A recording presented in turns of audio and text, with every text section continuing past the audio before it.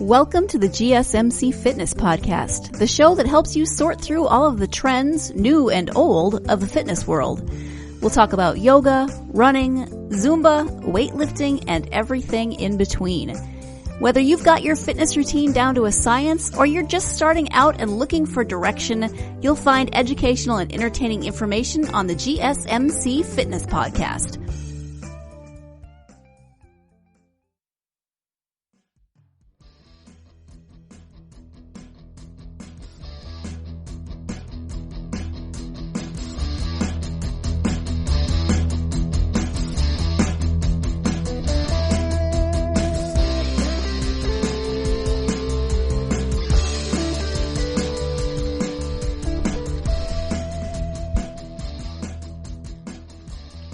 What's up, guys, and welcome to GSMC Fitness Podcast, brought to you by the GSMC Podcast Network. I'm your host, Cynthia, and as always, happy to be back recording another episode for you guys.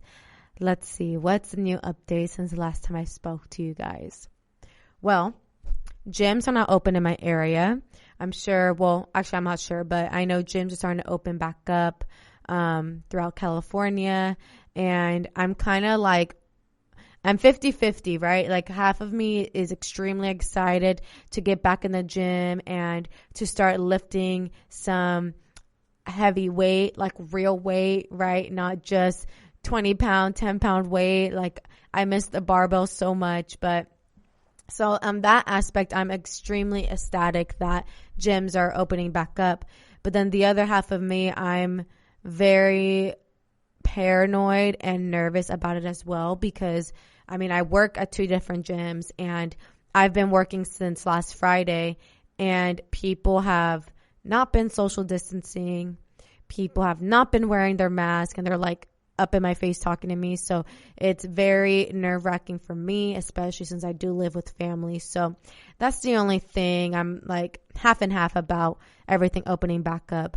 But with all that to say, I took my first bar class this morning. It's been over 3 months since I've taken a bar class.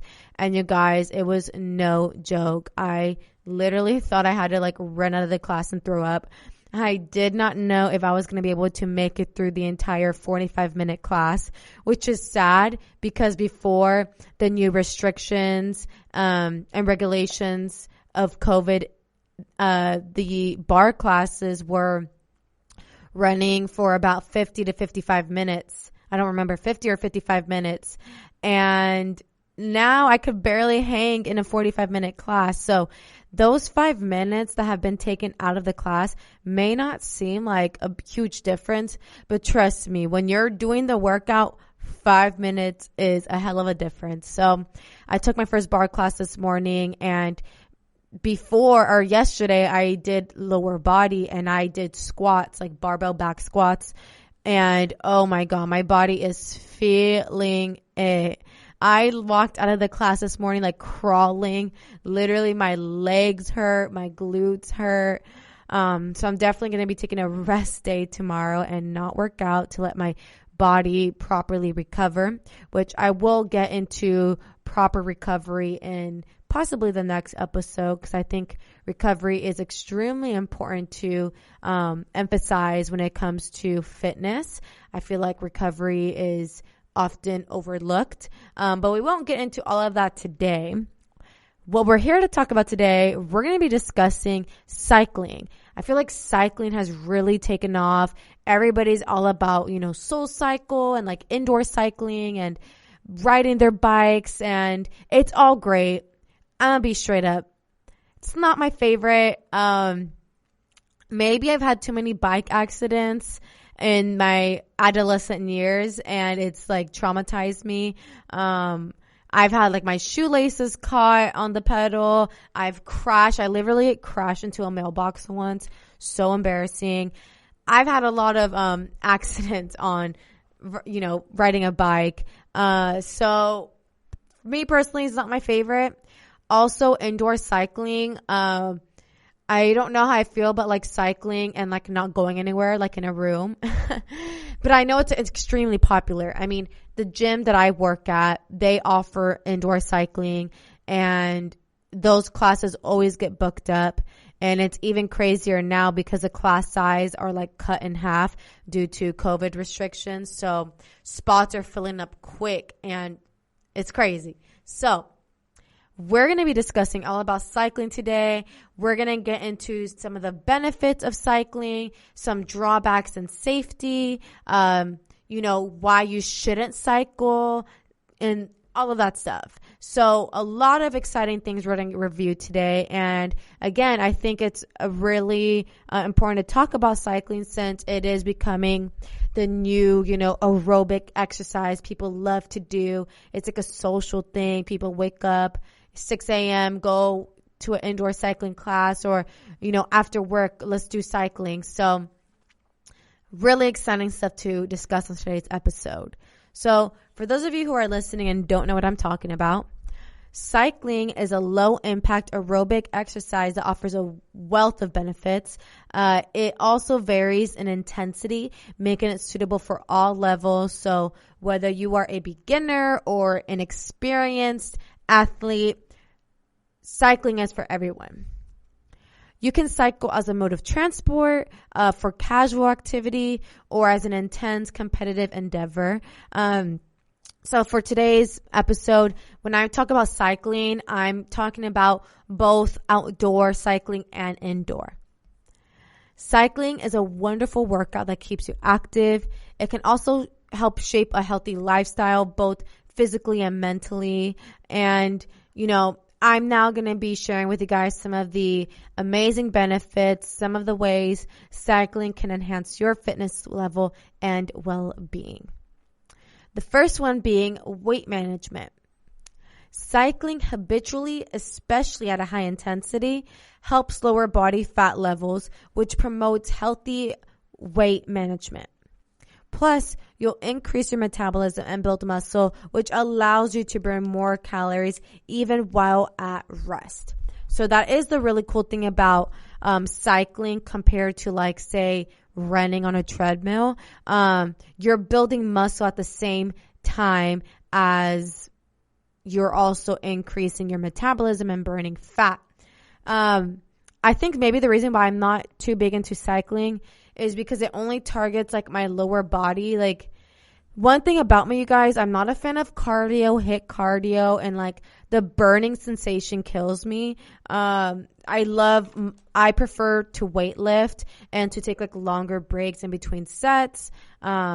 So this is definitely a challenge for me personally. Maybe that's why I'm like not as inclined to like go take a cycling class. I'd much rather do bar than cycling, although bar still is like not really HIIT, but it definitely, I leave those classes drenched in sweat. So again, first cool benefit of cycling is weight management, healthy weight management. Next is leg strength. Cycling improves overall function in your lower body and strengthens your leg muscles without overstressing them. It targets your quads, glutes, hamstrings, and calves. To make your legs even stronger, try weightlifting exercises such as squats, leg presses, and lunges a few times per week to further enhance your cycling performance. And then you'll get those really meaty looking legs, okay? Next, kind of touch on this already. Cycling is great for everybody, especially for beginners. It's simple to ride a bike sometimes. I'm gonna be speaking now, and for this one specifically, I'll be talking more about indoor cycling because riding a bike outside is pretty freaking scary. I think I also have this fear when I'm like riding a bike outdoors, like on the street and stuff, that a car's gonna hit me. Cause I've definitely seen a few cars get pretty close to bicyclists, mainly because honestly, it's really annoying when you're like in the road and there's like a bicyclist right in front of you because they're obviously going so much slower than you are in the speed of a car. So yeah, that's my biggest fear, and that's probably why I don't like cycling. Actually, there's many reasons why I don't like cycling. Anyway, like I said, it's pretty simple to operate a bike if you're doing indoor cycling. If you have difficulty with the standard bike, stationary bikes are a great alternative. And if you're new to fitness or you're bouncing back from an injury or illness, you can cycle at a low intensity. And then as you get more fit, you can increase the intensity or continue to cycle, at a chill pace. So it's really up to you. It's open level. That's the amazing thing about cycling. So you guys, I'm going to come to a very brief break right now. When we come back, more on benefits of cycling.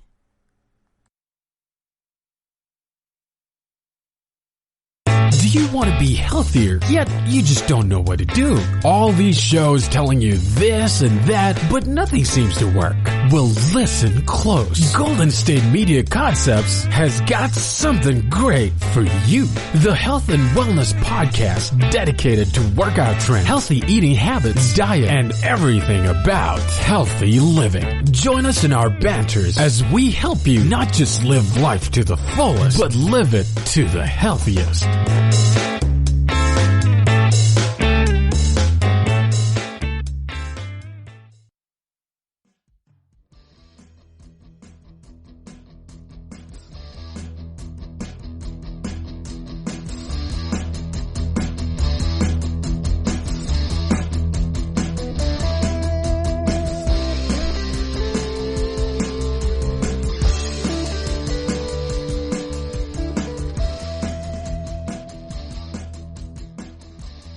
What's up, guys, and welcome back to GSMC Fitness Podcast. So we just touched on a few great benefits of cycling already, and we have many more to go. So again, cycling is great for healthy weight management. It promotes healthy weight management. It strengthens your leg muscles, and it's great for beginners. Next, it's a great core workout. Cycling also works your core muscles, including your back and abdominals. Maintaining your body upright and keeping the bike in position requires a certain amount of core strength. And strong abdominals and back muscles support your spine, increase stability, and improve comfort while cycling. So it's really like you're getting a total body workout. And I know a lot of cycling classes now, in like popular fitness studios, they also now supply you with light dumbbells ranging from like 2 to 5 pounds. And I know a lot of cycling classes that I've seen, they'll do a lot of like bicep curls while you're cycling or shoulder presses, a lot of upper body stuff. So you're getting that total body work. Next, it boosts mental health. Cycling can ease feelings of stress, depression, or anxiety. Focusing on the road while you're cycling helps develop concentration and awareness of the present moment. Of course, this is outdoor cycling, not indoor cycling with a stationary bike. So with outdoor cycling, it can really help ease, stress, depression, and anxiety, since you are developing concentration and awareness of the present moment. This may also help take your focus away from the mental chatter of the day, of your day. If you find yourself feeling lethargic or listless, get yourself on your bike for at least 10 minutes.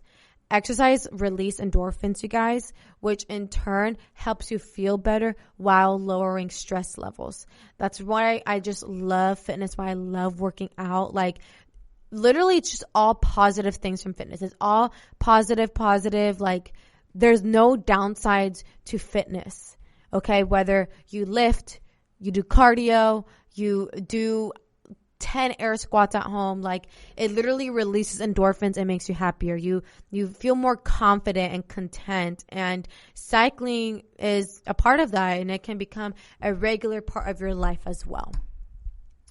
Next, cycling can help people with cancer. Cycling is a fantastic addition to your care plan if you have or if you are recovering from cancer. Cycling can also keep you lean and fit, which may reduce your risk for certain types of cancer, including breast cancer.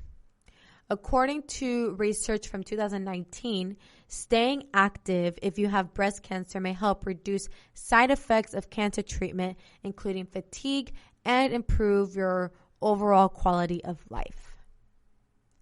Next, It's a positive start to your morning. I feel like most cycling classes take place in the morning with a few evening classes sprinkled in there. Start your day with a healthy activity like cycling, which wakes you up by boosting your circulation and allows you to start your day with a sense of accomplishment. You may feel more inclined to make healthy, positive choices as the day progresses. Fasted morning rides at a low intensity may burn fat, enhance endurance performance, and boost your energy and metabolism levels all day. A 2019 study found that people who exercise before breakfast for 6 weeks improved their response to insulin, which helped them burn twice as much fat as those who exercised after breakfast. Next, cycling prevents and manages medical conditions. Whether you want to prevent health concerns from arising or manage existing conditions, regular exercise is key. Cycling regularly is one way to avoid a sedentary lifestyle and its accompanying health concerns. It can help prevent cardiac issues such as stroke, heart attack, and high blood pressure. Cycling may also help prevent and manage type 2 diabetes. Also, it's environmentally friendly. You can reduce your carbon footprint by riding your bike whenever possible. Cycling is a great replacement for transport options that involve sitting in traffic for extended periods. It's especially useful when you're going places that are a bit too far to walk, but you still don't want to take a car, or say you live in San Francisco where there's like literally no parking anywhere. So a bike would be a great option. Or if you're familiar with the Sacramento area, Davis is like the city of bikes. Everyone rides their bikes there. There's a whole bunch of bike shops around there. So it's definitely environmentally friendly, helps reduce your carbon footprint.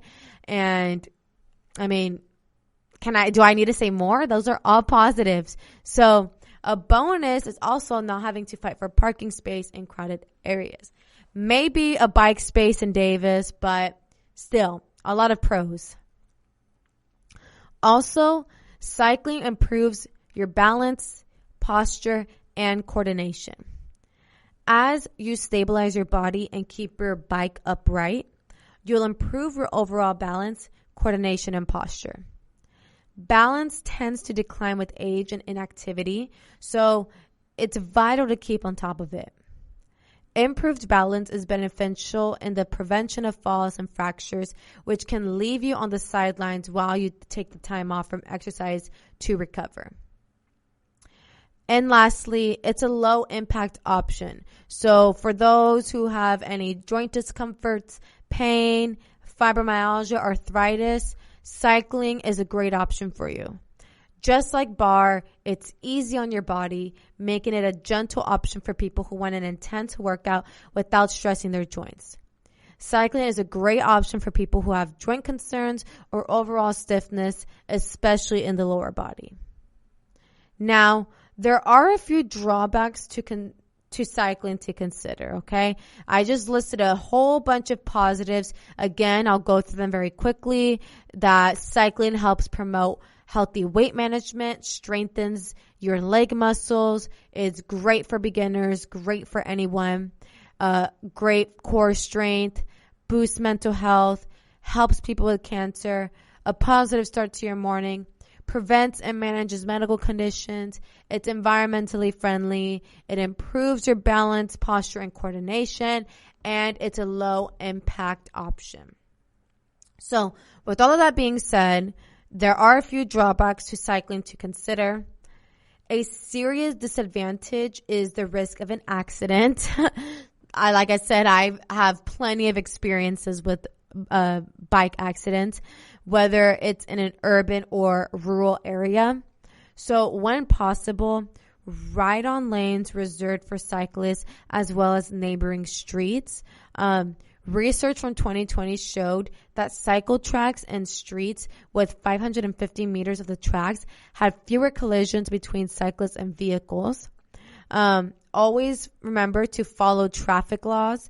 Use caution while going through intersections and busy areas, even if you have the right of way.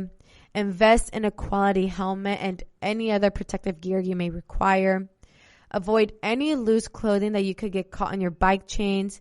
Have backlights as well as reflective gear for nighttime cycling.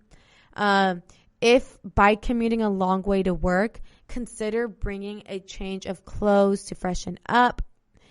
Inclement weather can also be a hindrance on days when it's not possible to cycle outside.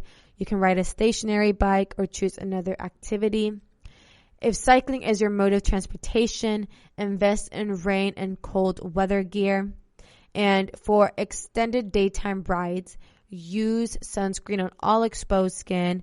I literally just recorded an episode dedicated to sunscreen care and sun care, protecting your skin from the sun, especially for my bicyclists out there. You're out riding for hours endlessly. Wear sunscreen. If you want to learn more on some sunscreen FAQs, you can go listen to the GSMC Health and Wellness podcast. I think it's episode 317, and it's just titled Protect Your Skin. That's the episode title, Protect Your Skin. And that's me talking about really important sunscreen facts that you should know, especially if you are outdoor cycling. So just remember to apply sunscreen during your extended daytime rides. Reapply every 2 hours, especially if you're sweating. Wear UV protective sunglasses and a hat, and consider investing in UV protective clothing. So last but not least, air pollution is another concern if you're cycling in a city such as LA, New York, etc. You may choose to cycle on days when the air is cleaner or ride on less congested roads. It's safer, it's cleaner. So those are a few things to consider when you're out cycling, and doing your thing. So, you guys, I'm going to come to a very brief break right now. When we come back, more on cycling.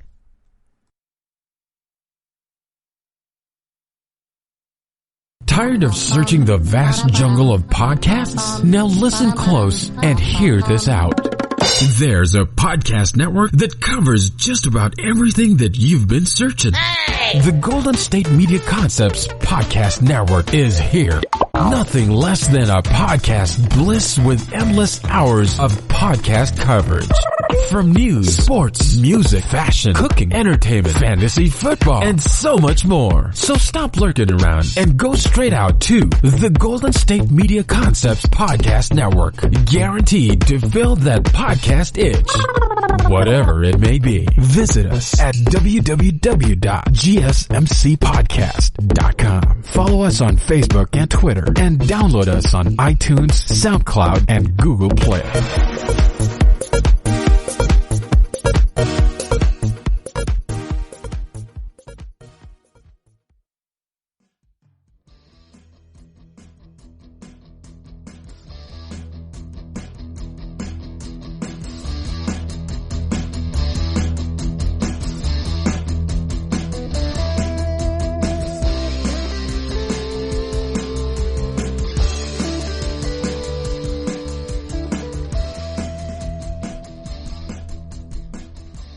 Hey guys, and welcome back to GSMC Fitness Podcast. So we're now going to get into cycling every day. I know there's a lot of people out there who love to ride their bicycles.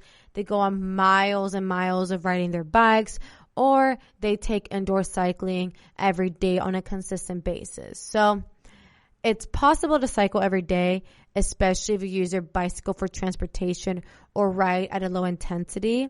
But I'd say to take a break if you experience pain, fatigue, or muscle soreness.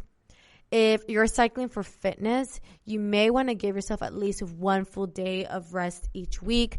Like I said, recovery and rest is incredibly important in the fitness game, and I think I'm going to dedicate an entire episode to just that. This is especially important if you ride at a high intensity or find your body getting sore in specific ways. So, who shouldn't cycle? If you have any injuries that cycling will affect, it's best to stay off the bike until you fully recover. Talk to your doctor if you have any conditions that cycling may affect. People who have concerns with balance, vision, or hearing may prefer a stationary or adaptive bicycle. If you don't want to cycle but want to give your body a similar workout, opt for a rowing, stairmaster, or stair climber, whatever you call it, or elliptical machine. And you can also run hills, swim, or walk. So they're all alternatives if the bike just like isn't the right option for you. Like myself, the bike isn't the right option for me. So I prefer to use the Stairmaster or stair climber. That one like really gets my body going and flowing. So I love the Stairmaster. It's a love-hate actually because it burns like crazy, but I know I'm reaping amazing benefits from using it. So the bottom line, cycling is an enjoyable way to stay healthy and in touch with the world around you. If the weather's in your favor, hop on your bike and, go to the distance. Cycling is a wonderful way to explore your local area. It beats the feeling of boredom that can come from a repetitive workouts too. Just play it safe and use caution when necessary, especially on busy roads or during inclement weather. So appreciate the satisfaction that comes from improving your fitness while also having fun. Next, you guys, really exciting stuff.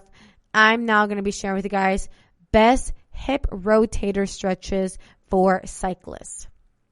If you're a cyclist and spend a lot of time on your bike, you might often feel pain and tightness, but contrary to what you may think, the pain you feel after cycling too hard isn't caused by the glute muscles. The pain actually comes from the stiffness in your hip rotator muscles, your hip complex, your lumbo-hip complex, which is a group of muscles hidden beneath the glutes, which extend from the tailbone to the top of the thigh. The reason you may feel pain is because your hips never open when you're on a bike. They stay in a fixed position as the leg goes up and down in the same plane, but never straighten or rotate enough to open up the hip joint. As your hip rotator muscles tighten, you begin to feel pain in your deep glute area. To learn how to stretch these muscles properly, I got all of this information from a physical therapist from Dash Physical Therapy, Marissa R. Diamo. Americans have a lot of tightness in their rotator muscles in general, she says, and the increase in stiffness caused by biking is a huge detriment to flexibility. And what she says, what I'm worried about is not getting those hip rotator movements in your day. If you stop using them, you'll lose them. So stretching the rotators will help maintain their full range of motion. Diamo says that the popular figure 4 stretch you probably learned in high school is not quite effective. She explains the figure 4 keeps the legs in line with the body. Instead, you need to bring it across the body to the other side to get a better stretch. So we're now going to get into some of the great hip rotator stretches for cyclists or for anybody who just sits at a desk all day, experiences a lot of tightness in their hips. Diamo has provided a couple stretches that fully open their rotator muscles. There's no limit to how often you should do them, before or after. I'd say to stretch more if your deep glute area hurts and less when it doesn't. So the first one is the across the body stretch. So I'm going to give you guys some verbal cues, and hopefully you guys are down to actually follow through with the verbal cues I'm about to give you right now. So the first one is across the body. So lie down flat on your back, keeping the head and neck rested. Pull your right knee across the chest toward the left shoulder. With the left hand, pull your ankle in toward your shoulder, and then don't twist your knee as you pull. Be sure to get a good pull of the muscles deep in the glute, but not so hard that you feel a strain or cannot breathe easily. And then hold for 30 seconds. And then you repeat, and you should find yourself stretching further and further every time. Next is the ball and pressure point stretch or foam rolling. So sit on a lacrosse or tennis ball and do a pressure point massage on the muscly part of the glute. Sit on the ball so that you feel pressure in the area of the glutes that feels tight for 30 seconds to 2 minutes, depending on your comfort level. Keep yourself in position and wait for the spot to feel a little bit more relaxed. And you can repeat this a few times. So, should you stretch differently after riding a stationary bike? The 2 stretches that I just told you guys, they're helpful to those people who ride stationary bikes at the gym, as well as those who prefer outdoor cycling. Diamo says that there's no difference as you're in that same fixed position. It's the same movement. So the bottom line, if you're a cyclist, try those 2 stretches several times a week that I just mentioned. You may feel better on and off the bike. Another popular activity in which the hip rotator muscles play an important role is running. Running and biking are similar because both keep the hip in a straight line and they never open your hips in any direction. So since the muscles are used in a similar fashion, the injuries caused by biking and running tend to be the same. So runners would also benefit from the stretches that, I just mentioned right now. Now, switching gears for a little bit. Have you guys ever wondered how many calories you burn while riding your bike? The answer is pretty complex, and it depends on what kind of bike you're riding, what kind of resistance there is, and how fast you're going. When you use your muscles, they start using the oxygen you breathe in to convert fats and sugars and sometimes proteins into adenosine triphosphate, or ATP. This is the basic molecule that supplies energy to cells. You pretty much need a constant stream of ATP, even if you're just hanging out. But when you're exercising, you need a lot. And depending on how long and intense your workout is, your body might access or make ATP in different ways. There's some ATP just waiting in your muscles, but when it's used up, you have to make more. During short, intense bursts of exercises, your body uses anaerobic metabolism to convert carbohydrates into ATP. During longer, less intense workouts, your body gets ATP from aerobic metabolism, where most of the energy comes from carbs. If you're biking at a moderate, steady speed and without much resistance, you're mostly using your aerobic metabolism system. This improves how well your heart and lungs work and helps your body use glucose efficiently. DBUS cautions that not using glucose efficiently can raise your risk of prediabetes or metabolic syndrome. With moderate levels of cycling, your body also improves its ability to mobilize fat stores and muscle. If you're biking at a higher speed or at greater resistance, you'll rely more on your anaerobic metabolism system. This system isn't one that you can maintain for very long, but cycling harder will help your muscle fibers learn how to adapt to demand. As a general rule, the faster your speed, the more calories you're likely to burn, because your body uses more energy to go faster. And according to Harvard University, biking at a moderate speed of 12 to 13.9 miles per hour will cause a 155-pound person to burn 298 calories in 30 minutes at a faster rate of 14 to 15.9 miles per hour. A person of the same weight will burn 372 calories. That's a lot of calories to be burning. So, you guys, we'll cut into very brief break right now. When we come back, more on the stationary bike.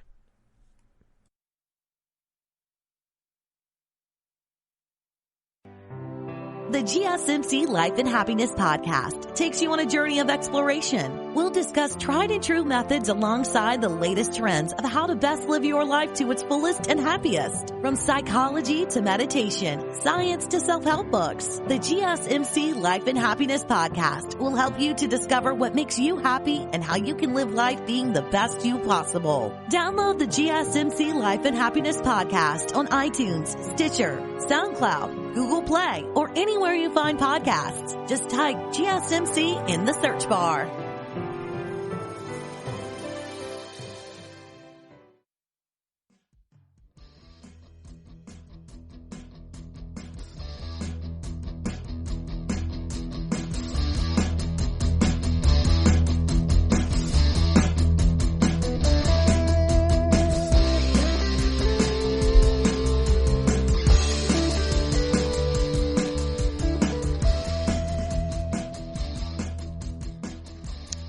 What's up, guys, and welcome back to GSMC Fitness Podcast. So we're going to continue along with the conversation of how many calories do you burn while cycling. The calorie burn may vary slightly between an indoor stationary bike and biking outside. You can get a great workout in a fitness studio or outside. It doesn't matter. However, biking outside is more dynamic. You have to be aware of your surroundings, and there's more variety of movement as you turn to follow roads and paths. There can also be wind resistance and inclines such as hills, and this may help you burn more calories than when you're indoor cycling, depending on the spin class you do. If your work or family schedule makes it hard to exercise unless it's a scheduled activity, spin classes can be a good option. According to Harvard University, the number of calories burned riding a stationary bike at a moderate pace varies based on what a person weighs. So a moderate pace is going about 12 to 13.9 miles per hour for a 30-minute time period. The following are calories burned by average weight. So a 125 person can burn 210 calories in that 30-minute time frame. And then someone weighing 155 pounds can burn 260 calories in that time frame. Now, when it comes to outside biking, a person may burn slightly more calories when biking outside. Bicycling at a moderate pace outdoors may burn over a 30-minute time span. For a 125-pound person, they can burn 240 calories. For a 155-pound person, they can burn 298 calories. And then for a 185-pound person, they can burn 355 calories. Again, this is all in a 30-minute time span outdoor biking. Some people may choose to do BMX or mountain biking. This tends to cause a person to burn more calories because the person may be going up hills and navigating rocky, uneven terrain. According to Harvard University, a person burns a 125-pound person burns 255 calories in 30 minutes. A 155-pound person can burn 316 calories in 30 minutes, and a 185-pound person can burn 377 calories in 30 minutes. It's important to remember that these calories burned are only estimates. They're based on metabolic equivalent or METs. Research surrounding calories burned estimates a person burns about 5 calories per 1 liter of oxygen consumed, according to the American Council on Exercise. The more challenging the pace, the more METs a person requires. The calculations of how much a person burns takes into account their weight and the METs. The average METs of modern effort cycling are 8, while mountain biking with vigorous effort is 14 METs. However, people have different levels of calorie expenditure based on their unique metabolic rate, so it's important to remember that METs are an estimate. Now, can you bike during pregnancy? You also might opt for indoor biking if you're pregnant to reduce risk of an accident. Cycling is a great form of exercise during pregnancy. Many pregnant women find The non-weight bearing posture reduces pressure in the lower back. And the low impact nature of cycling makes it a great benefit to pregnant women. As pregnancy progresses, make adjustments to your seat and handlebars to accommodate changing hip angles, or try using a more padded seat. Always stay well hydrated and don't overheat. It's also important to listen to your body. If cycling starts to cause discomfort due to positioning or the demands of a growing baby, you might consider other forms of exercise or cross-training with, yoga, Pilates, bar, in addition to cycling sessions. Calories burned aren't the only reason to consider biking as exercise. Biking is a great way to relieve stress as well as build muscles in your legs, and it improves your overall fitness. Cycling is challenging to the cardiovascular and muscular systems.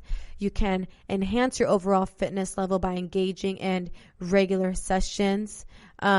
So again, when it comes to how many calories you burn in cycling, there's no exact number. Everybody expends calories differently. The length of time you ride and the intensity are the main factors in how many calories you burn. If you're starting with little or no activity, biking 15 minutes a day or 30 minutes a day a few times a week is an excellent way to improve health and will likely reduce your weight. Once you've adapted to moderate riding, you then can add some intensity intervals, which are even better for burning calories. So you guys, that's going to wrap up today's episode here at the GSMC Fitness Podcast. I really hope you guys enjoyed today's talk on cycling, indoor or outdoor cycling.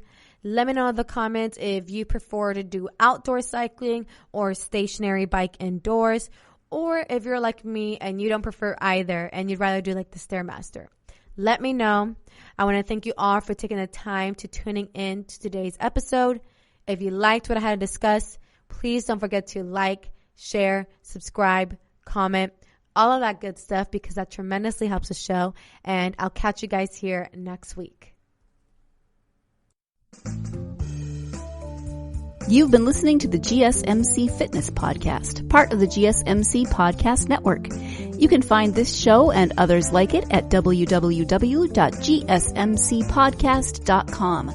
Download our podcasts on Stitcher, Apple Podcasts, SoundCloud, Google Play, and any app where you listen to podcasts. Just type in GSMC to find all of the shows from the GSMC Podcast Network. From movies to music, from sports to entertainment, from business news to weird news, we cover it all. You can also follow us on Twitter and Facebook and listen to these podcasts on YouTube. Thank you, and we hope you have enjoyed today's podcast.